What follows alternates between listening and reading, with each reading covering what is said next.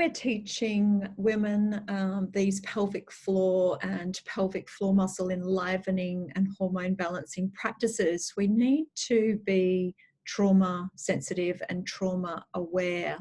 And providing trauma-informed care is really about us realizing that almost always more people than not who attend a class at any one given time will have experienced some kind of trauma.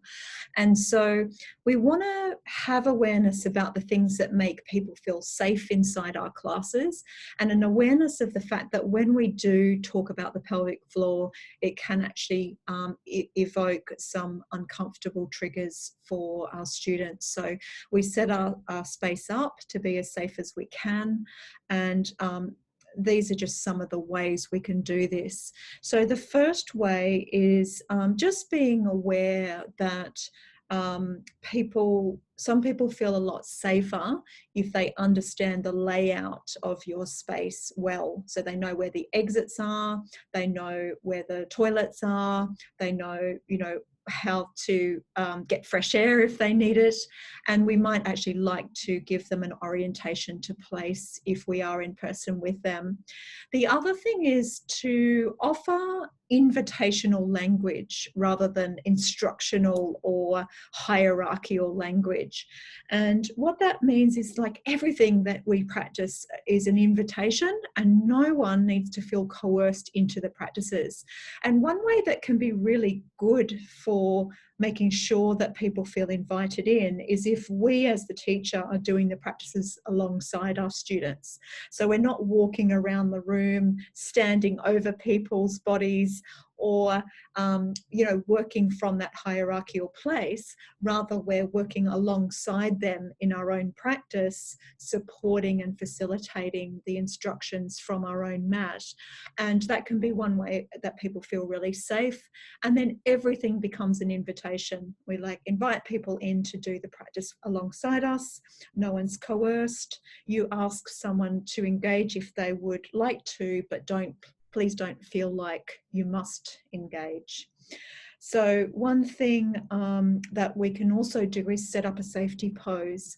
So safety poses or safe positions, positions like child pose or forward virasana with the forehead on a block or bolster, or it could be sitting and just holding the bolster close to our chest.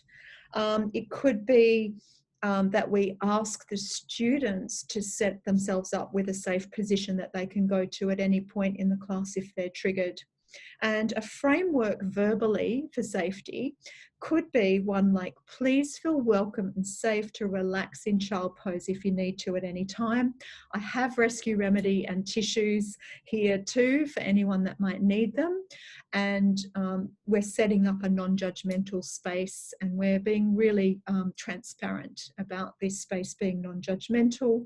We might even set up a confidentiality clause with our students where any stories that are shared are, we all have an agreement that they are confidential, especially if it's a workshop setting where people are offering their own questions and stories.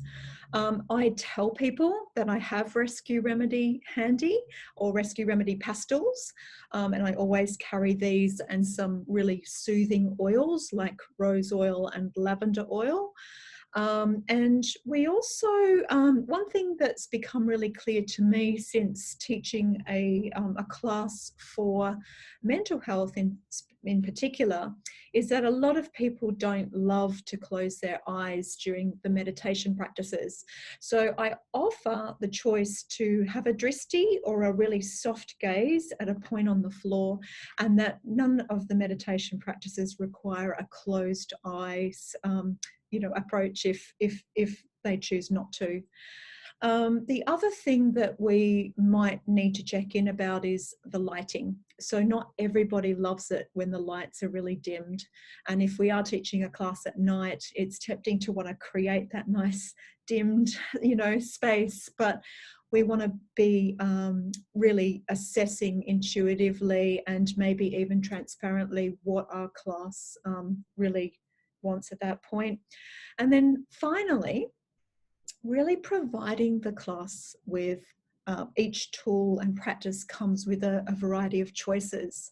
So inviting somebody to use blocks underneath the thighs, inviting the choice to actually lie in child pose or come into down dog, inviting the choice to actually, do the posture in a supine position or a standing position, and just really making sure that there's agency and choices available at all times, which gives people a feeling of sovereignty and control over their particular situation.